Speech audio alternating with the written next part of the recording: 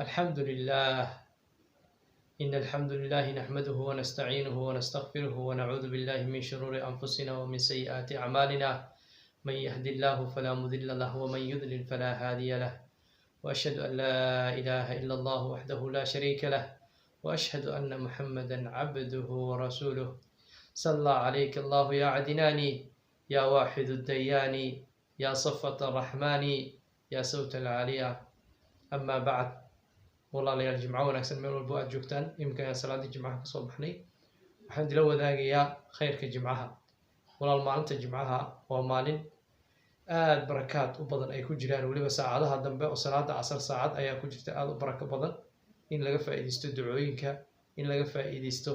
ilaahay subxaanahu wa tacaala xuskiisa oo la badiyo dikriga ilaahay subxaanahu wa tacaala sidoo kale qofku inuu ka faa'iideysto xuska inuu xuso rasuulka sala allahu calayhi wasalam oo salliga rasuulka sala allahu calayhi wasalam la badiyo ina allaha wamalaa'ikatahu yusalluuna cala annabiy ya ayuha aladiina aamanuu salluu calayhi wasallimuu tasliima allahuma salli cala sayidina muxamedin wacala ali muxamedin kama sallayta cala ibrahim wacala ali ibrahima fi lcaalamiina innaka xamiidu majiid allahuma baarik cala muxamedin wacala ali muxamedin kama baarakta cala ibrahima wacala ali ibrahima fi lcaalamiina innaka xamiidu majiid marka walaalayaal insha allahu tacaala ha laga faa'iideeyo خيرك على فائدة أدبدي السلام عليكم ورحمة الله تعالى وبركاته